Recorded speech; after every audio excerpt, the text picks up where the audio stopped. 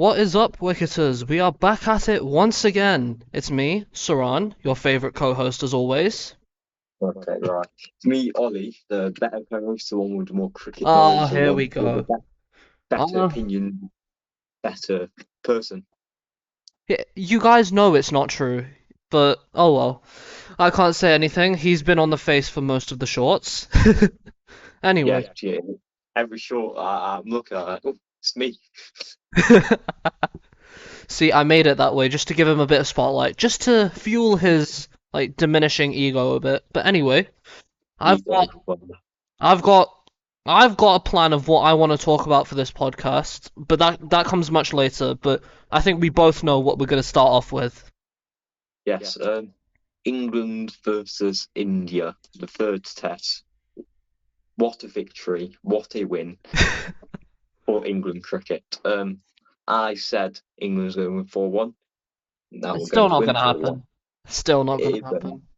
It is going to happen, mate. My friend, it is going to happen. It's Because not. It's really not. And we both right, know it. okay. But we've got to just look at the game in general. What a game. It became a one innings game because both It teams really somehow got did. 387 in their first Mhm. innings. What was Yep. crazy. Then The coincidence, yeah. England England got bowled out for 192, and they still won the game because the bowling from the England bowlers were amazing. Yeah, magnificent, I have to say. But let's talk about the first innings a little bit more. Like, what are your thoughts about England's batting performance? What are your thoughts behind it? Well, even though we got 387, it wasn't great. The batting wasn't great. We Mm. got 387, but you gotta look at some people again. Zach Crawley. Ah, yeah. We've had a lengthy discussion about Zach Crawley, and it looks like some of that has come into fruition. 18 of 43 in that first innings. And Ollie Pope got 44. It's decent, but I No, still for think Ollie Pope, you have to think about the situation. I remember watching the ball by ball. He was the only batter that even looked slightly comfortable against Bumrah in that England lineup. He was the only batter that was even close to comfortable, because I remember when he was batting with Joe Root. Joe Root refused to take the strike. Like, he refused to take singles up against Bumrah because Bumrah specializes in what Joe Root specifically lacks. But that's yes. where Ollie Pope came in, and he looked so much more comfortable against Bumrah. So that's why Yeah, I'm adamant that they cannot drop Ollie Pope, especially after this performance. They can't drop him. they should. We'll get to the second innings in a minute. That classic Joe 100. I mean, he's just a great. He's one of the greatest Yep. Test batsmen of all time. He proves it again with classic 100. England was not exactly looking comfortable. Then he comes in, just gets 100. Yep. Brooks struggled against India this Oh, so there's one far. more thing I want to mention about Joe Root. Did you know today he got back up to number one in the Test Yeah. rankings? He beat Harry If you Brook. notice, if you notice about that, Brook and Root keep on switching. They do keep on switching, yeah. But Harry If Brook's you in want, third place now, so oh, that because he didn't really bat well. yep, He got he out to did it. same delivery like twice. But then Stokes got 44. Stokes, I know it's not the great, it's still great innings, but for the form he's in, it's not bad. Game 44. Um, Decent innings from him. James Smith continued his great form, got Yep. another 50. Continue to prove me Um, wrong, yeah. then Brandon Course got 56. Yeah, that was Good, surprising, I'll admit that. I was surprised. good innings from him. He is a decent batter. He's a decent batter. There's no doubt Yeah, he's a decent batter. that's the whole thing with this generation of English players. Like, if you look at the lineup, I reckon only Shoaib Bashir can't bat properly. Let's just leave them out. Let's just No, but talk about let me tell you this point. Like Jofra Archer, Bryden Cast, Chris Wokes, they can all bat, and they also provide an X factor in the bowling department, which is where I feel like most teams really struggle with. Like take Australia for example. They have one of the greatest all-time bowling attacks. Nathan Lyon, Mitchell Starc, Josh Hazelwood, and then oh no, I forgot the third one. Oh, Pat Cummins. Okay, bit of a brain fade, but out of all of those, I reckon only Pat Cummins can bat properly. Mitchell Starc can tonk a few, but apart from that, not all of them can bat. Nathan Lyon's alright. Nathan Lyon. He's more of a night watchman. I wouldn't call him a proper batsman. More of a night watchman. But compare that to someone like... Compare that to the bowling lineup of England. Even Mark Wood can bat. And that's saying something. A guy who can bowl 150 plus consistently is able to almost build an innings amazingly. Yeah. So I feel like that's a big leaping point between England and Australia, and that will be one of the decisive points of the Ashes that we'll come to a lot later. But I wanted to briefly talk about the Indian bowling in the first innings. So we'll hold off on the batting for now. First of all, Jasprit Bumrah, one absolute legend. Yeah, my question, do we need to talk about them? We get it again. There isn't much to talk about. He's still number one on the test rankings, 5 for 74, and almost exclusively, most of his wickets were just bowled. 4 of the 5 he got. He got Rook and Stokes. Yeah, but I'll tell you something. Like, this slightly worries me. The fact that Jasprit Bumrah, like, yes, he's number one on the test rankings, but if you look at the rest of the bowling lineup, like, for example, Akashdeep, even though he did good in the second innings, which we'll get to in a bit, none for 92 in 23 overs, with only 3 maidens. I feel like Mohammad Siraj, he did well. That's fair enough. And Nitish Kumar Reddy, but my issue is the economy rate. Jasprit Bumrah, he's in his own different league. But then it comes to a point where, for India's perspective, is they can't play him every single game. And I feel like the second test, that was really kind of an outlier. Because yes, they managed to function without Bumrah, but now he's back. Look at the way that the rest of the bowlers didn't compliment him as much. And they bowled the exact same amount of overs as well. Similar amounts. But then it comes to a point where, to what extent do you manage Bumrah's workload whilst trying to get in bowlers almost as good as him and make sure they can rely without him? It's either that or they try and increase Bumrah's fitness to make sure he's able to play every single match. And I go to this argument every single time, but I still don't understand why they don't bring in someone like Kuldeep Yadav. Because, for example, Jadeja, he did really well. Sundar, he did really well. But the problem with both of them is they're not wicket-taking options. They're not proper wicket-taking options. Whereas someone like Kuldeep Yadav, he is an X-Factor player. We all know. I feel like the big example I can say, the moment where I knew he was X-Factor, 2019 World Cup, you remember, India versus Pakistan, that delivery to dismiss Babar Azam, that was a legendary ball. That, probably not the one to define his whole career, but it just gives a complete example as to why he should be in that test squad. He should be playing all formats for India. No excuses. Yeah. So let's just move on to the India batting innings. Yep. It was good to bat. You look at their 387 compared to England 387, and you just think India batted much better, but they got the same score. It was very weird. It was. But the turning point, a lot of people saying this was the turning point of the entire game, and that was the run out of Rishabh Pant. Yeah, that was horrendous. That was honestly, that was one of those moments where the game completely changed.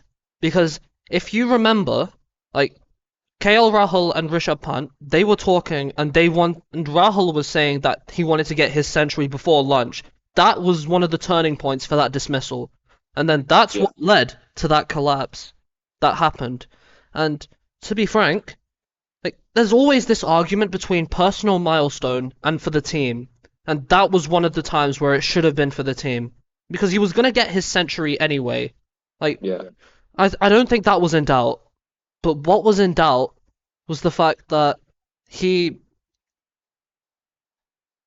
I don't know how to word this in a way that doesn't appear as a rant, but the point still applies. You should always Yeah. look, like in that case specifically, they should have looked to continue building that innings.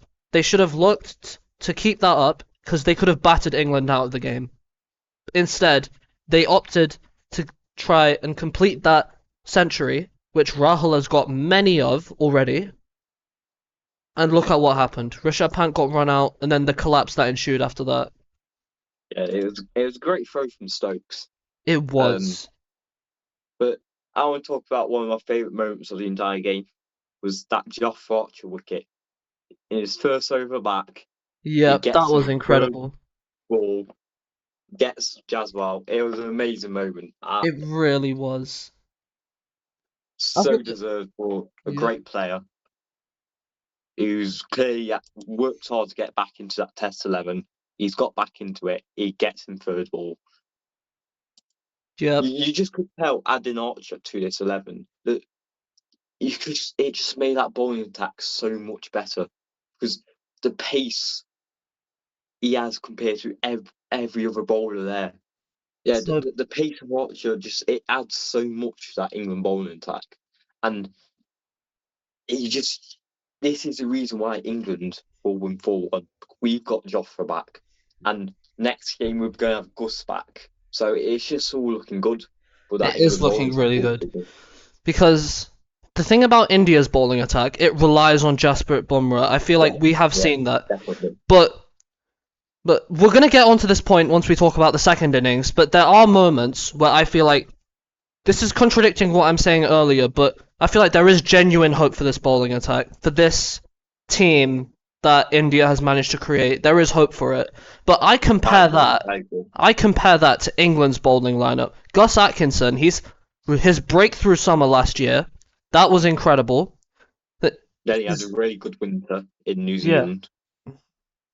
And then if I think Gus Atkinson, Jofra Archer, Bryden Carse, Ben Stokes as a four-man bowling attack, and then I include either Jack Leach or Shoaib Bashir, or Liam Dawson, as we're going to get to in a bit, then I feel like that will be an amazing bowling attack. It will really put India to the sword.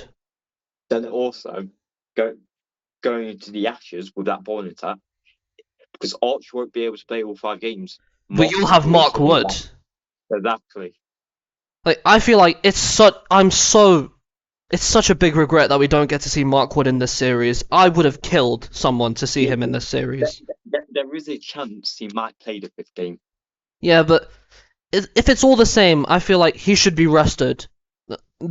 100% should be rested because Mark Wood is that genuine X Factor bowler that can change games. Like, I feel like the biggest example I can give is, oh yeah, I think back to Pakistan and England about a couple of years ago.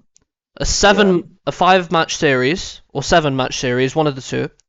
Mark Wood changed two or three of those games completely.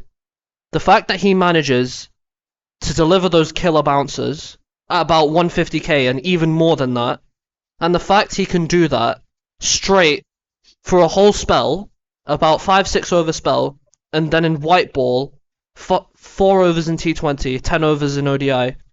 That he is honestly one of England's X Factor bowlers, and it's such a shame that he's been through so many injuries because he genuinely, I think he could have had the amount of influence, like he could have been a genuine legend.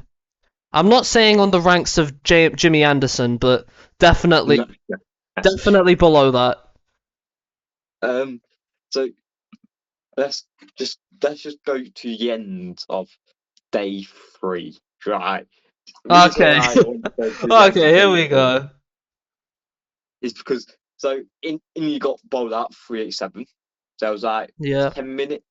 There was about 15 minutes left in the day.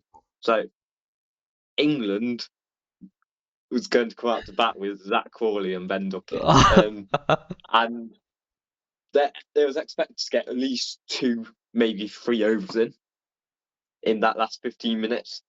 There was one over. Because of Zach Crawley. The amount of time it was brilliant to watch because it was just so funny watching the Indians game. So mad at Zach Crawley. I'm not going to repeat what Shubman Gill said to him because I hate Shubman Gill. No, but I think no. Listen, hear my point out. Like, if you were bowling and you wanted to get in about 3 overs, and then the batter kept pulling out, I totally understand why the Indians are angry. I totally understand why they're angry, but like, pipe it down. I sent Sharon a voicemail. If it's got no swearing in, Sharon, Sharon, put it into this podcast because I was livid.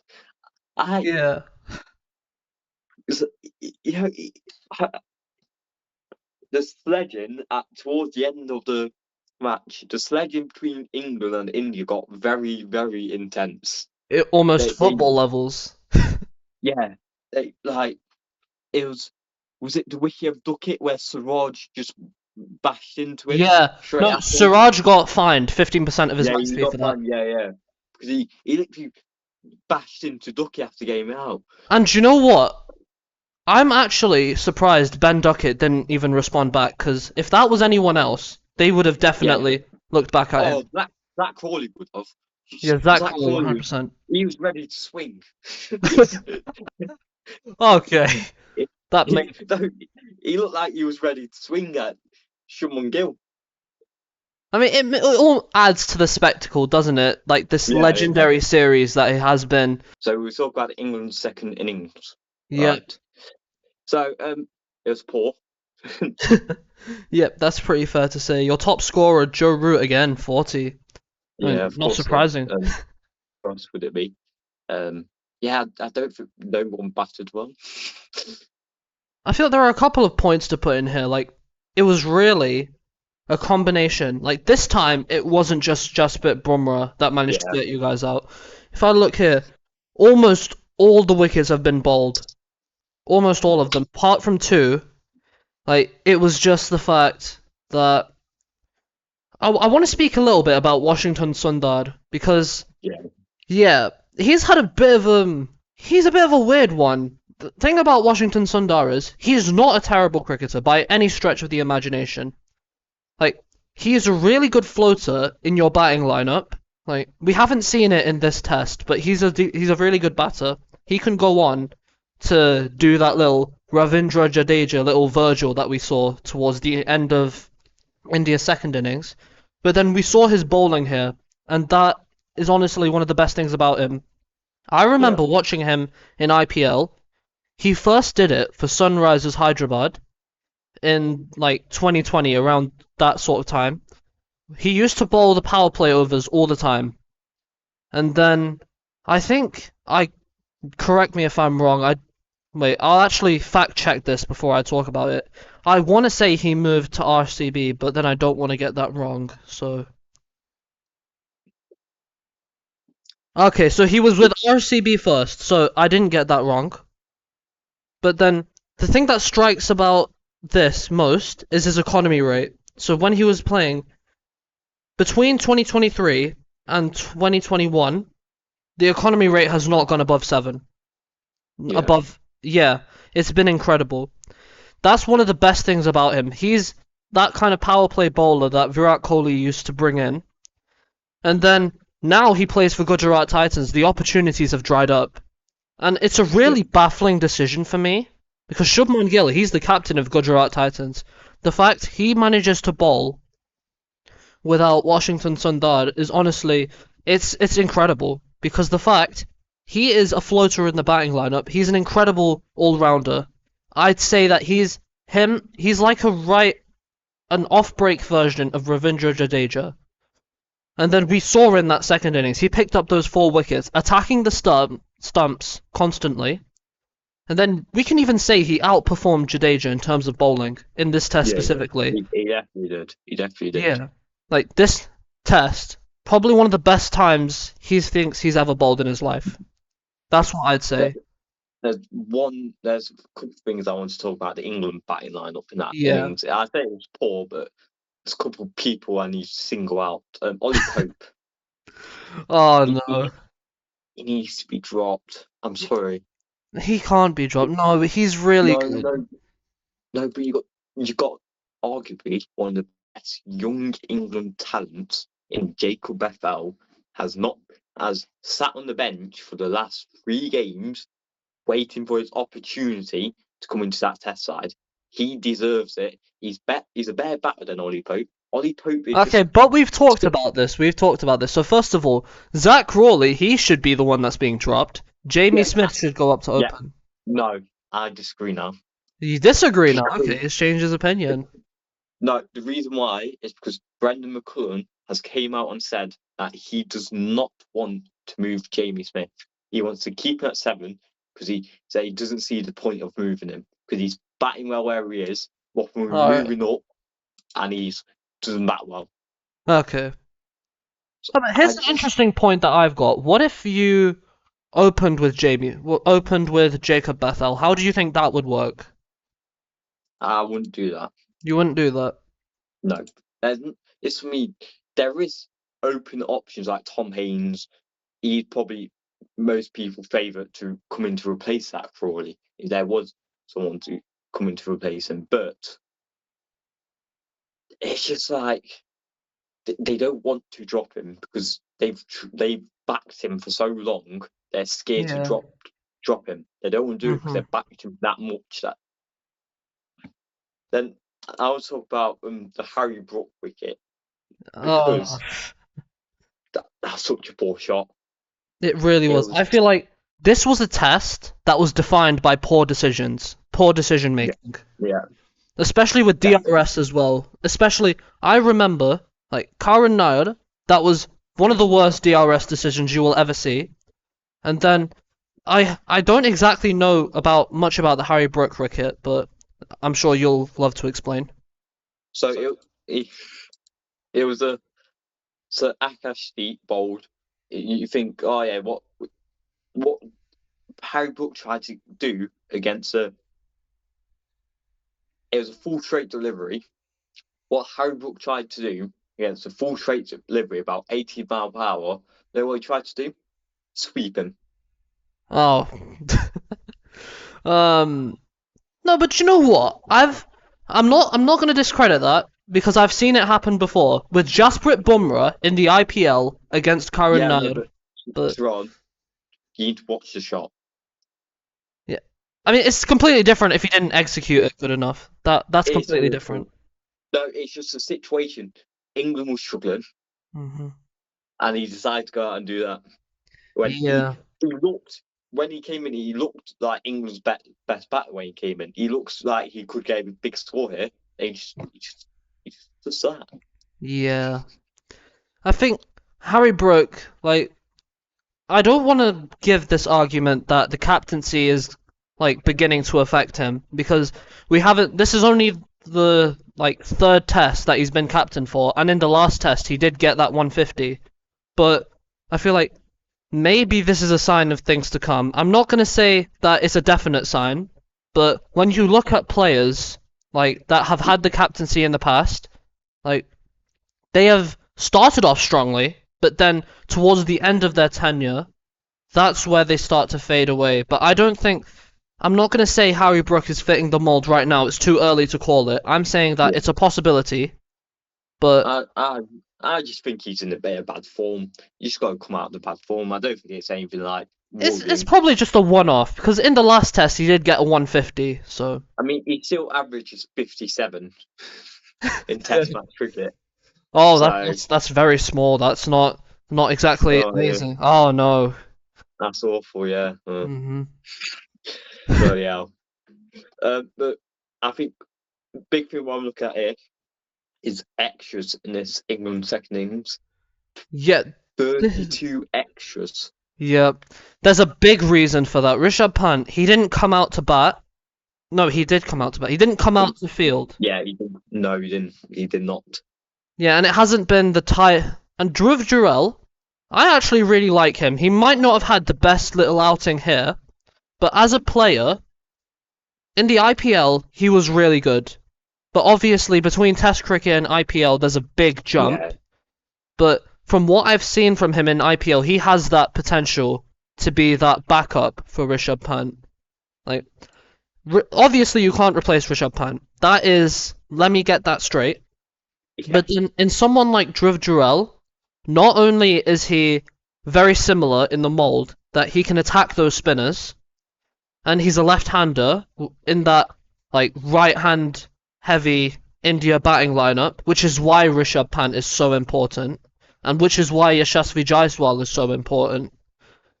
But having that little X factor in the fact that you can either bring in Rishabh Pant or Dhruv Jurel, that's such a good headache for India to have, especially if Dhruv Jurel continues to develop in that first class competition in India, and then he continues to develop. yeah. Then if you look, so we talked about England second innings, India Yeah, second innings. there's a lot The to say. the start of the end of day 4, the bowling from England was some of the best bowling I've seen from England since Ashes 2023. Yeah, it was It was incredible. Archer, Stokes, and Archer didn't, and it was main Cos. Cos at the end of day 4 ran through the India batters. Him Yeah, and Stokes were just, it was relentless. Ben Stokes bowled really brilliantly. That why he won he man of the did. match. He bowled for long spells as well. And to think Yeah, about the injury history that he has, to be able to bowl those spells, but not only being able to complete them without being injured, but also to be as threatening as he was. Like, and for Bryden Cast, that's another little topic I want to delve into. I've always viewed Bryden Cast as almost like a lesser version of Mark Wood. Because Mark Wood, he's an absolute beast. He can bowl that 150 plus for short spells. Bryden Cast, he might not bowl that 150 plus, but he's in that same little. But he can do it for longer, which is what I think really separates the two. Bryden Cast does it for a lot longer, which means he can play more tests. And if you think about the only couple of injuries he's had a toe injury. Like, that kept him out of the winter, I think. But yeah, then I look at Mark Wood. I look at him. He hasn't had many stress fractures compared to Mark Wood, who has had so many different elbow injuries, stress fractures, and then for Bryden Cast to be as effective as he is in white ball, it's incredible. It really is. yeah. And this is one of the moments that really defines like that new sort of era of England fast bowling. I really think. It was just some really, really, really good bowling. And then we go back to Jofra Archer again. Again, he was incredible. Yeah, And that then also that the little delivery. bit after that Rishabh Pant wicket, I feel like he got a little bit animated. Like, because Rishabh Yeah, Pant, he was charging at a couple balls, and then Jofra Archer was like, charge at that! yeah, That was a bit of fuel to the fire, but you know what? It's all for yeah. the entertainment. But now we delve into the real meat. The real meat. Ravindra Shall we talk? Jadeja, the final Shall we two. talk about Washington Sundar for a minute about what he said? Have you seen what he said? I haven't He seen what you said actually. Okay, we'll he delve into said this first. he said in an interview right at the end of day 4, he said India will definitely win. At, he said India will definitely win after lunch. Oh, So he said that at the end of day 4. So when he came out to bat, you could, it's on TikTok from that BBC, you could see Brendan McCullum pointed at Sundar when he came out to bat and basically told the England players, get him out quick because of what he said. I think what he said fueled that England team even more to get those wickets because he came out. He didn't say England hopefully India will win. He said India will win tomorrow.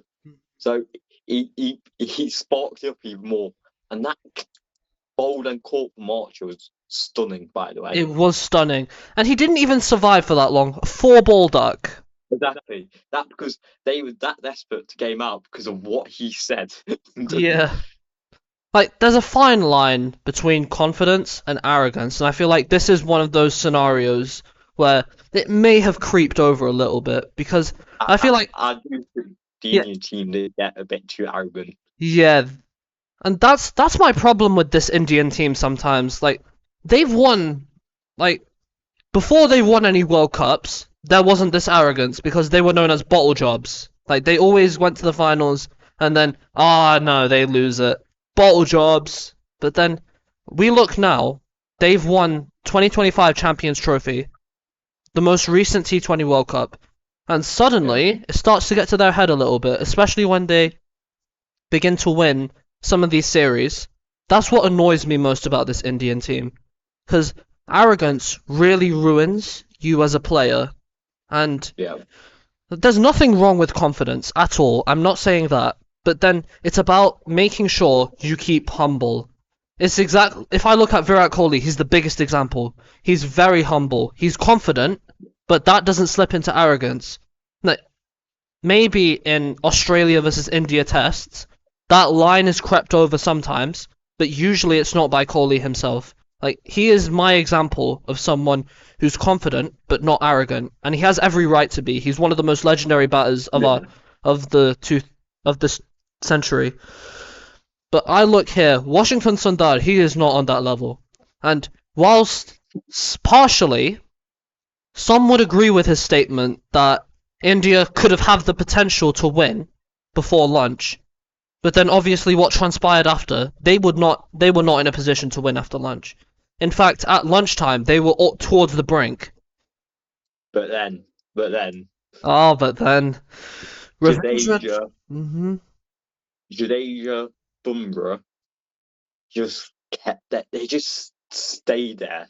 There was Jadeja. He got 61. He batted well, but this might be a bit of controversial opinion. But I think he played that innings completely wrong. Especially what do you mean? Towards the end, when they only needed about 30 left towards the end, why didn't you just start attacking? I feel like there was always going to be this. There was always going to be some caution. I feel like that's where I want to talk about I feel like these two moments in that Indian batting lineup with Jadeja, Bumrah, and Siraj, two moments really defined it. First of all, the way that before that, Nitish Kumar Reddy, how he got out, the last recognised batsman, off a poor shot, and then also... Yeah. Oh, I almost raised the middle finger just then. But then, the way Bumrah got out, like, that really infuriated me. The fact he lost his patience and kept trying to pull every single ball. But then I think part of that was due to Jadeja, like, his lack of aggression. Because they had the overs to spare. They could have got those runs easily. But then, even towards the end of the day, the pitch wasn't doing much. It wasn't doing much at all. You could have attacked. But then, when I always look at something like this, I always look back to a test between Pakistan and Sri Lanka. Like, I remember there was a 10th wicket Virgil there as well. Like, for example, I can't remember the batsman in general, but they just tried to shield the tail ender.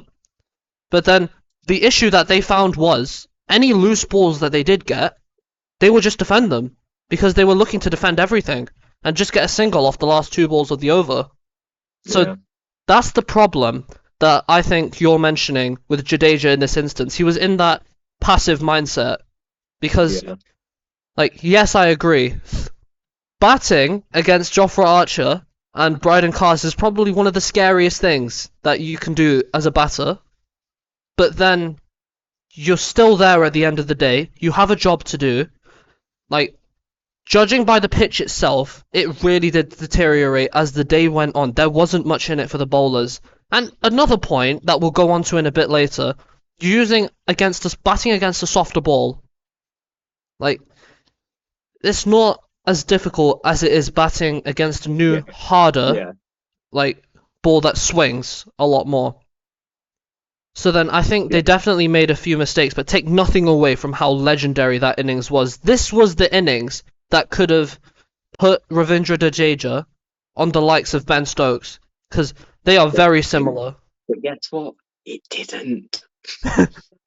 But they are very similar. Like, we could have compared this to like Stokes' legendary Ashes Okay, right. Test version. It would be nothing No, like the it's Stoke. similar. No, admit it. It would be similar. Nothing the It'd same. be similar, but not nowhere near the level of the Stokes Ashes. Yeah, nowhere near that level. But this could have been like that, but for India.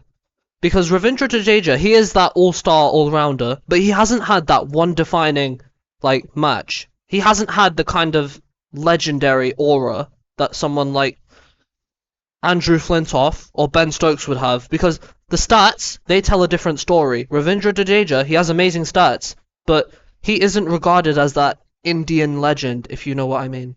Yeah. But let's talk about the last delivery by Bashir. What a Oh. delivery! And What a way! remember, this What was a the same guy that went on a complete rant about Bashir for the last 10 minutes Oh last no, week. I still stand by everything I say. But that is people like I heard people say, "Oh, you got to feel sad for Siraj." No, after all the amount he's talked to the England players, and you get out like Yeah. that, I don't And get even then, it. some English players still came and consolated him as well. Yeah, of course, but yeah, it was a great delivery from Bashir. It really was. And to bowl with an injured finger. Broken. Yeah, Yeah. but very sadly, he's out of the series, people. Oh no, Oh no. damn it, damn it. You can tell he's so upset. Oh yeah, heartbroken. So Yeah, but Liam guess who comes Dawson, in? can't wait, Yep, he can't does wait. come in. Liam Dawson has been added to the test side, and Hmm. I think it's a great decision. It is a great To- decision. Because Liam Dawson and Shoaib Bashir, they're on the similar level in terms of bowling, but then Liam Dawson can bat, and Shoaib Bashir can't. So Liam Dawson has been so good in the county championship, bowling, batting for the last few years, and he just deserves to be here. yeah, I've seen someone told me said, "Oh, he's 35." I'm like, he's not coming in to be a long-term bowling option. short term. He's coming in probably for this India series. If he bowls well here, he'll probably go to the Ashes. But then that will be like his last sort of like hurrah, Yeah. sort of. Yeah, but I say we need him for the Ashes because there's no real, like I said, spinner who's good enough at the moment. Like I don't want to take Jack Leach to the Ashes. We're not taking. He's awful in Australia. He's already proved he's awful in Australia. Bashir's awful. Rian Ahmed still unexperienced at the hand. He's only bowled for England on pitches what are literally spin pitches when they won't be like that in Australia at all. So then maybe in that sort of scenario, you look at someone like Tom Hartley, like who is tall, and then he's also that left arm spinner and brings that left arm angle. You obviously have Joe Root, he is able to bowl. But then I also have this kind of like little dilemma here. If you did drop Ollie Pope, or if you dropped Shoaib Bashir and then you bring in Jacob Bethel, like how well do you think Jacob Bethel and Joe Root as your spinners would be? I don't know. I wouldn't do that. No, because here's my thinking behind it. Spin, apart from Nathan Lyon, who's the obvious who's the obvious bowler that does well in Australia, I don't think spin will play as big of a part in Australia as it will in England. It will be the No, paceman. It will be the paceman. I don't think we can rely on Bethel to do the job for a spin. I think we still take Dawson. I play Dawson because he can bat too. Yeah. He's a good batter. He's a really good batter in first class. So I think you just take Dawson. But then I want to bring in this little example here. Like, I'm gonna speak about this a little bit later, but that legendary in Australia versus West Indies final test. If you saw Australia, they had a four-pronged pace attack. They didn't include many spinners. They dropped Nathan Lyon after 12 years. That is a long time. No, he's going to the Ashes. So. Yeah, he's going to the Ashes. Yeah, but that was the first test that Australia played for a long time where Nathan Lyon was fit. They had Josh Hazelwood, Scott Boland, Pat Cummins, and Mitchell Stark. And that was in Was that okay? Was that in Australia? I can't remember, but What, the series? yeah, What, the Australia West Indies? yeah. Was that in West Indies? Yeah, it was in West Indies. Okay. But my point still stands because I look at somewhere like the Optus Stadium in Perth. That is a fast bowling heaven, and the Gabba in Brisbane. Those two stadiums that I wouldn't be surprised if both teams just went with an all-pace bowling attack because spin won't have as much of an effect as it would have in some if the Ashes were taking place in England. But then I wouldn't be surprised if Australia did opt to go for a four-pronged pace attack and drop Lyon. Nah, we've got. I think Dawson has to go, but I'd like to move on from Dawson because I think he's great. Yeah. He's a great player. But we're definitely going to talk more about the Ashes. As it gets closer between these podcasts, we're always going to have a little segment where we talk about the Ashes. But I need to talk about something very quick. What I've just seen Alright. now. What have you just seen? England has been deducted 2 points. Oh yes, I've seen this as well. The overrate. overrate. I've seen this. It is a disgrace. It is an absolute disgrace that England's been deducted for 2 points. But then India hasn't. India hasn't. Yep. What? I feel like no, the main issue behind that is because in that last session or that last innings, you didn't have Shoaib Bashir, so you didn't have as many spin options as you would have been able to tick over the overs. You had to bowl. I think it's. I don't want to put sole blame onto Ben Stokes for his long spells, but the issue is the fact that you, with overrates, what teams try and do is. I don't see why points have been deducted for this. No, it's they're trying to make the game move faster. I understand, but there was a result. The game ended with there was a result to the game, so it's not like they went so on purpose. They went. It's just stupid. It happened to England in the last World Test Championship. Well, why do you think ICC has an eye in it? England got deducted. I think like 22 points last Test Championship. Wait, did you not get it? Did you not get my joke? I said, why do you think the ICC has an eye in it? No, what? Oh my days. The ICC, India. Why does the ICC have an eye in it? I was gonna use that joke for a little skit, which, spoiler alert, you might see some on this channel. Yeah, but what's cool? Yeah, it was the last Test Championship. England got deducted. Like, I'm going to pull up there if I can find it. But that is mental. The fact that like so many points are being deducted. Yeah. England were deducted 19 points for serve rate against Australia in all 5 games. Got deducted 19 points across 4 games. That is mental. Only England did. Australia didn't. Even though in the 4th game, of the last Ashes, it got rained off, but England got deducted points. Yeah, there's a lot. That's a lot. That's a big issue. I feel in the England-New Zealand first test, what ended on day 4, by the way, it didn't even end on day 5. England and New Zealand were both deducted 3 points. So overall, England got deducted last Test Championship 22 points because of slow overrate. That is mental. That could have been the difference between you being able. I'm not saying it might have, but it could have been a difference. Like, say, But in the future cycles, like you would have been if able you to. if you add those 22 points back on from what were deducted, England would have came third. They would have came third. Oh, that is Yeah, crazy. yeah. We would we would came no wait. Yeah, third. We've been 1 point off from qualifying for the World Test Championship final. Oh, I would have been laughing at you so much if that happened. If 1 those point. 22 Oh, that is a missed if those opportunity. 22 points wasn't deducted. Yeah, well, at least it saves you from me making fun of you. Because imagine being 1 point Oh off. wait, no, but look who came last in the last World Test Championship. Okay, don't worry about that. Don't worry about that. Don't worry about Is that. that Pakistan? Huh? Nah, could never. It could never be. It definitely would. Uh, You won't come last this time though, won't you? hopefully not. No, you definitely won't. Because I want to talk about West Indies cricket for a minute.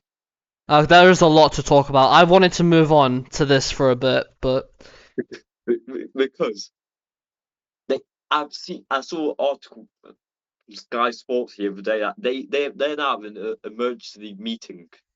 yeah, there's been an emergency meeting with greats. Yeah, Yeah, I'll briefly summarize the test for you. I'll briefly summarize what fine, happened you or the summarize it. series. So, basically, this was a series that every single opener hated. And to put this into perspective, only Usman Khawaja and two other batsmen, like, they were the only ones to bat more than 300 balls in the entire series. And also, like, for example, I bring up the first test right here.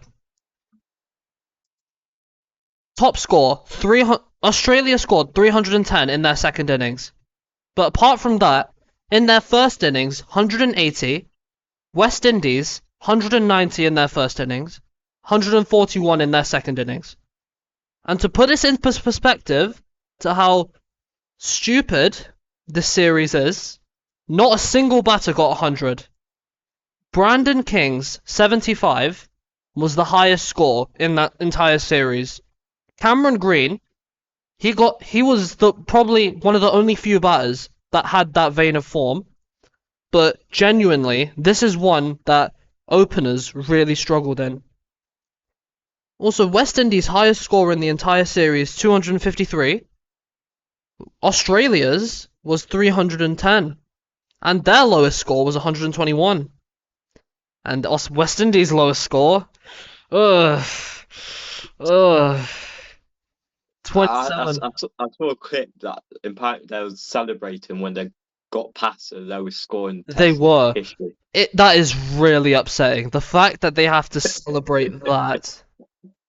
But I'm not going to say it's all doom and gloom for West Indies cricket, because, first of all, the bowling line is really promising.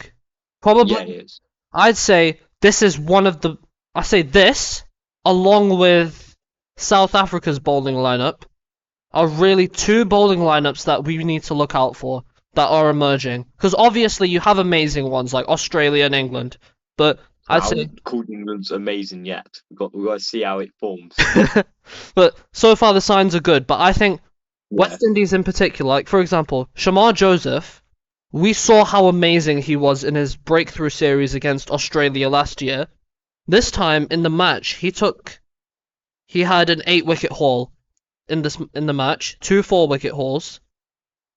Jaden Seals, he's literally been that new Kemar Roach for West Indies. Kemar Roach did the job of like being that strike bowler. That has become Jaden Seals, who's led the attack. Alzari Joseph, he is like the Bryden Carse, I'll say, of West Indies. He has that pace, he has the X factor, he operates in those spells. And then you have the support bowlers like Justin Greaves, and then like I feel like we even see sometimes I forgot his name. He didn't play in this game, but there's another support bowler. He's also really good. But Justin Greaves, he's kind of been like Beal Webster in the fact that he takes those. He's like that golden arm, you can say. And then the spin attack, Jamel Warrican and Roston Chase, I feel like that's the kind of area where it's a little bit weaker. Because remember, they put Roston Chase as the captain when he hasn't played Test cricket in about a couple years, which is a bit confusing. But that is the main way that he managed to break out in that West Indies international team. And then we move on to the batting. There's a lot to say in here. I think the biggest thing I can say is that it's just the failure of integrating batters from the white ball into red ball. But I feel like the only success, and I say success very loosely, is Brandon King. Brandon King, he got that 75 and he's looked comfortable, but it's about that issue that the difference between white ball is you have a good start and you can kick on from that. With Test cricket, you have a good start, you have to keep hanging in there. And while Brandon King is trying to break the shackles and trying to attack, that's where he gets out most, at those crucial junctions. That 75, I reckon he could have pushed that on if he didn't have a brain fade moment. And then, also, I just want to take a quick mention. John Campbell. Like, I don't know if you know this, he was banned for cricket for about 4 or 5 years because of he took a drug. This was his comeback series. I reckon that in this test in particular, he was atrocious. First ball duck, and then a couple of others, but in the first 2 tests, he genuinely wasn't too bad. But I don't think West Indies should pursue him as an opener. He's far too late in his career to do that. And then Shai Hope and Mikhail Louis. Those two are batsmen that really, leave me scratching my head. Shai Hope isn't too bad. He broke out as Test cricket. But Mikhail Louis, he's had a run. I don't know if you remember the England versus West Indies series. Yes. Couple.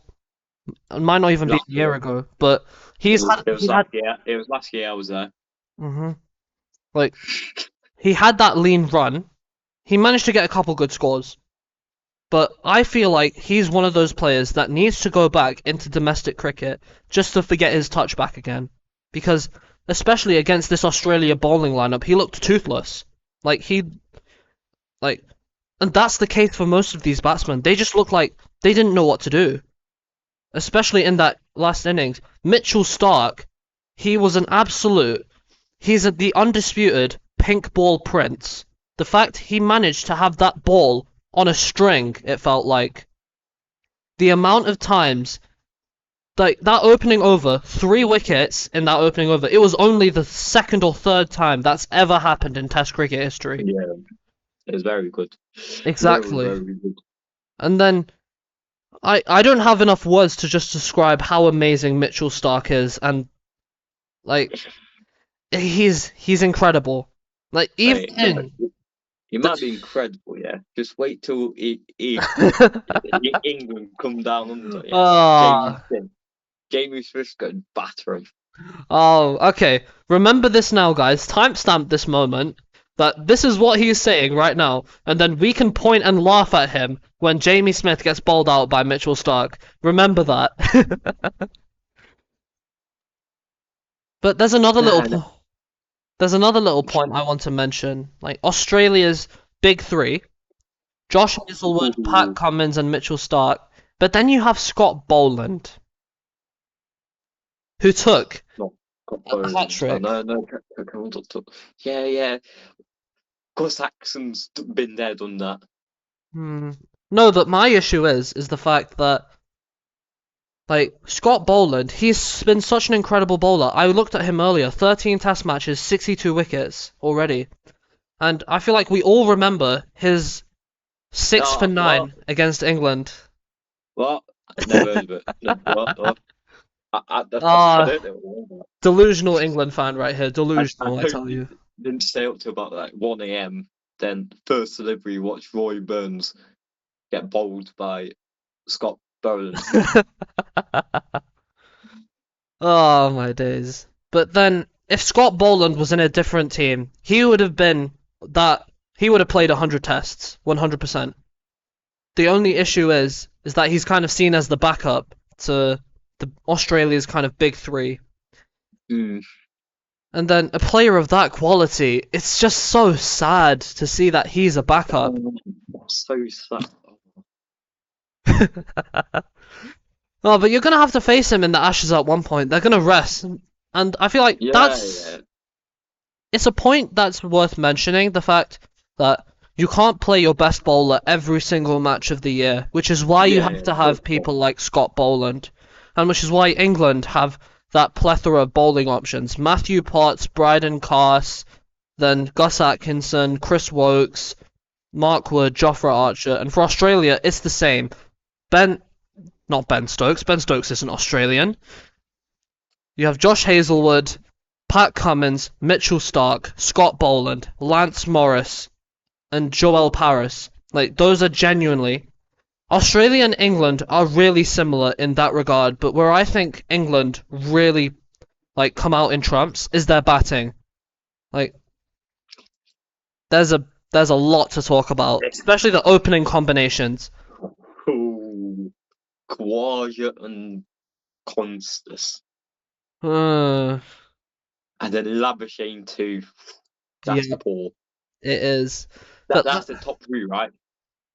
No, I don't think Labuschagne was the top three in the last test. I think he got dropped. Let me see. It was Cameron Green. Cameron Green. He didn't exactly. Yeah, he batted alright, didn't he? Mm-hmm. But then here's my argument. Usman Khawaja, I feel like for the Ashes, he should stay where he is. He's fine. He's washed. He's washed. No, he's not. Listen, He is washed. the issue in this test was that you can't really compare it fairly because every opener struggled. Every single one. He's 38. He's washed. He's had his time. He's finished. No, but this Ashes is his like final little hurrah moment. That's what I think. That's a lot for the Australian players, is it? Mm-hmm. Like it's probably Stark's last one. Probably Nathan Lyon's last one. Mm-hmm.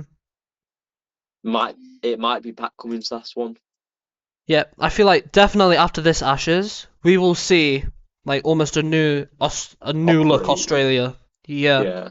Because these are the same sort of demons that have kind of like absolutely smashed Test cricket in the last couple years, the last 5-10 years even. When it's quite the opposite for England. Yeah.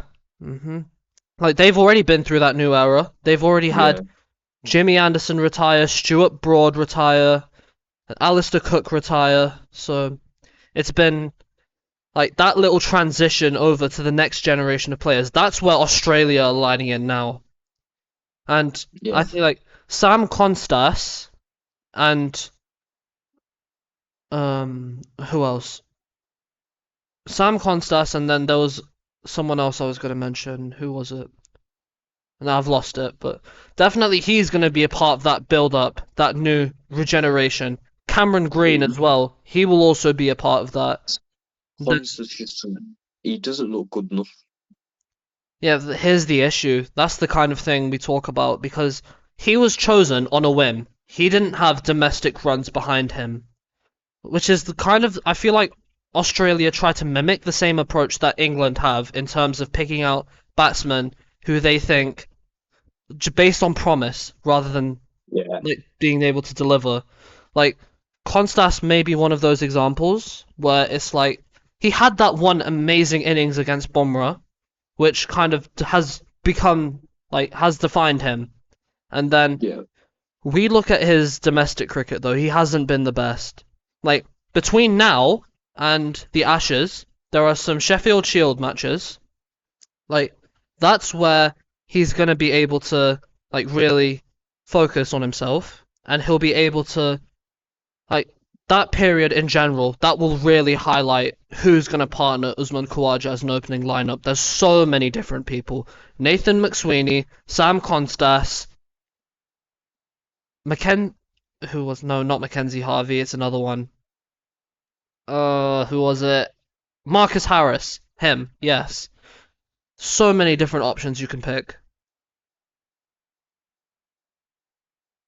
which is only what England could hope for in terms of their opening. We'll be fine. We'll be fine. We'll be fine. Don't you worry about it. We're good. Yep. We're loving life at the moment. Yep. But guess what? Pakistan play for a change in about 4 days, and I wanted to briefly talk about like the kind of squad You're going to win. It's Bangladesh. We're gonna win. They're at home, but we're gonna win. I'll be so confident. I'll be so confident. No, but I think, especially the squad that we've picked now, it's given us one of the best chances. Like, we've obviously had some setbacks. Shadab Khan and Haris Rauf, they're both injured, which is very unfortunate, especially with the form Haris Rauf was in for San Francisco Unicorns in Major League Cricket. Like, I know we haven't talked much about franchise cricket on this podcast yet, but there will be a lot more of that to come. Like, obviously, MI New York, they won that. San Francisco Unicorns, I'm disappointed they didn't win that. Because you've been keeping up with the American stuff. I've been keeping up with every franchise cricket stuff. I'm a proper cricket journalist. No, I discard the American. You disregard it? Oof. Not when it's hard to keep up with it when I'm so focused on not the Ashes, England, India. Yeah. And it's only America. It's not like who actually cares. I mean, there is that argument as well. There is the English player knows playing over there is Jason Roy.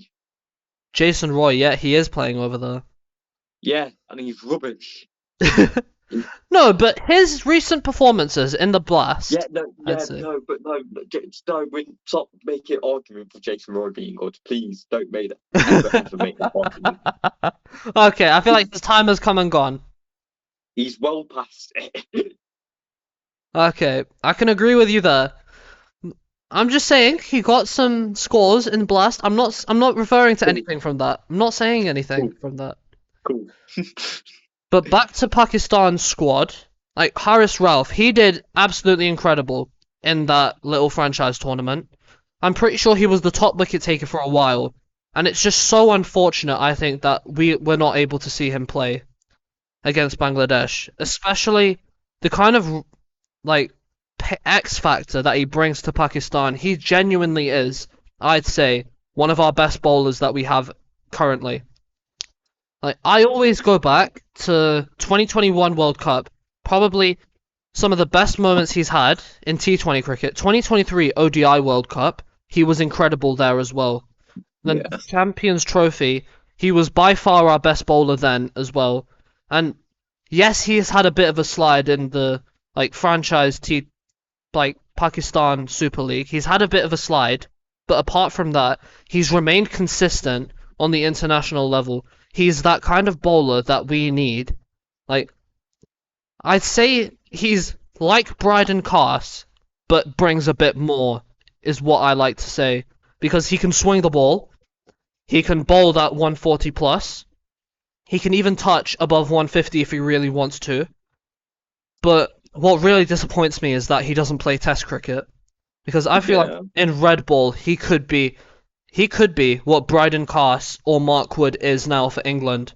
But the real moment where he decided to give up playing in Australia just to pursue franchise T20, like that, honestly, it kind of upset me. It's really what could have been. It'll be alright. So there. But then also, I'm kind of half glad that he didn't. Otherwise, he would end up like Shaheen Afridi.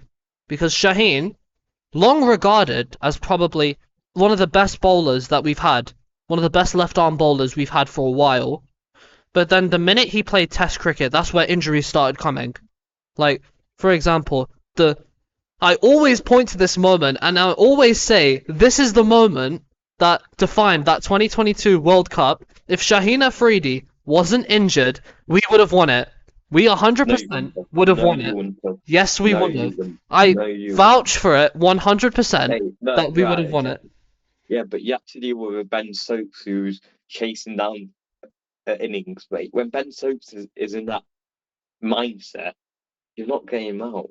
No, You but won't. listen, let's see you try bowling Iftikhar Ahmed at Ben Stokes. Let's see what happens from that. But obviously, he was going to finish the game with Iftikhar Ahmed there. But the kind He of was playing the bowling, game with Shashina Afridi. it wouldn't have been. Shaheen Afridi is that kind of bowler, especially in that 2022 World Cup against like against some of the players. He was incredible, especially against South Africa. That was the game that really managed to help us win and get through. Yes, it required a win from Netherlands, but we don't talk about that. We talk about the fate was in our hands. We managed to get to 2022 final. Yeah, and you lost to the greatest cricketing Do you nation. want to tell me what happened in the 2024 World Cup? You want to tell me what happened then in that semi-final? You want to tell Oh me what yeah, happened? we lost to India. Yes, you did. You lost your T20 World Cup title. What happened in 2025? What happened in 2025? Oh wait, no, 2023. Look, We lost our ODI title. yep, you lost both white ball titles in successive tournaments. Yeah, but we'll get back. We'll get back.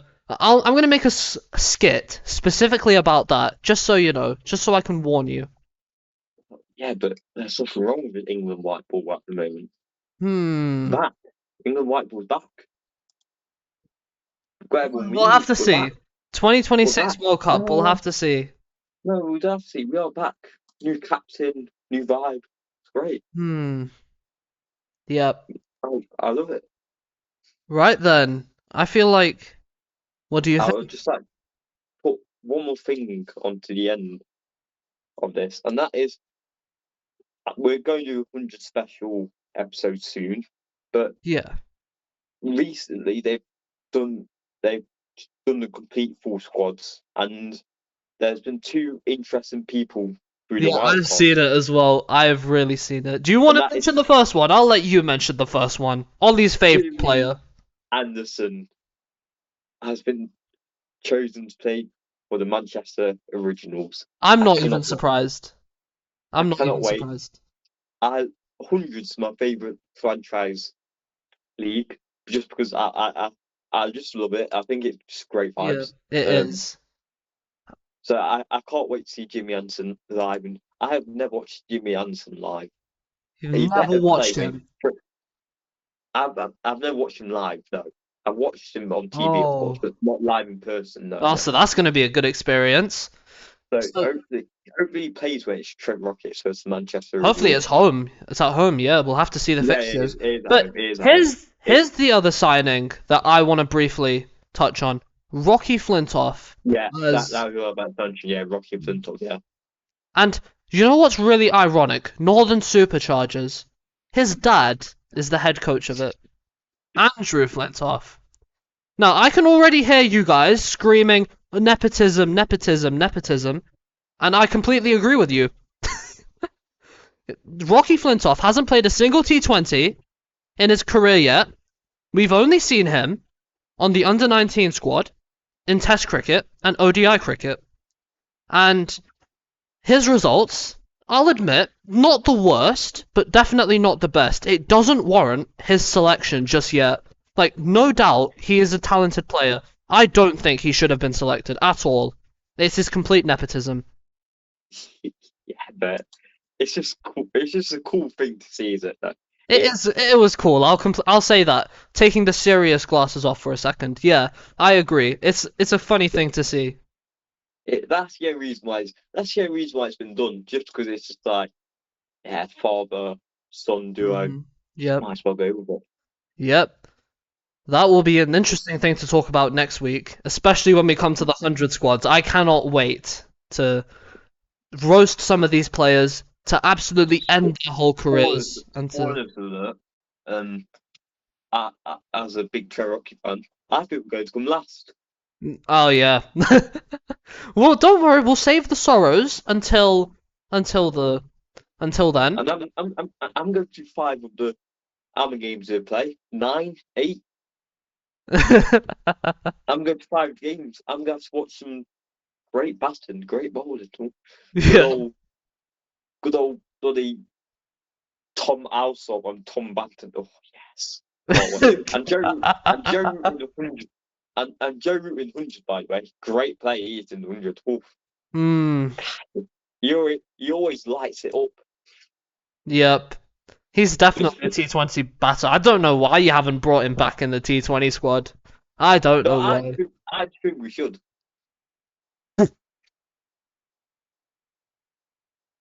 What did you just say? He's still a good T20 batter. There's no doubt Joe Root is a good T20 batter. I'm sorry, you just killed me with that one. You've just killed me with that one. Right. Let me give you my point. Okay. He played in that South African franchise league, did he? Okay. Yes, he's played for that South Africa franchise. Yeah. And who's the highest run scorer in the last tournament? Okay, but even then, that's just one franchise tournament. I feel like if you want to include Joe Root back in, it'll have to be through a couple. It'll have to be a couple more series, just to confirm. Let's just bring Joe Root back in. Joe Root's it's Joe Root. He can do anything. Mm-hmm. He can do it. He can do anything. And on that note, I think we'll end it there. Yeah. Don't worry, we can have this whole discussion next time. Thank you guys for tuning in. Make sure to like and subscribe so that you can support us. Click the notification bell icon so that you never miss another podcast episode. And from me and Ollie, we will see you in the next one.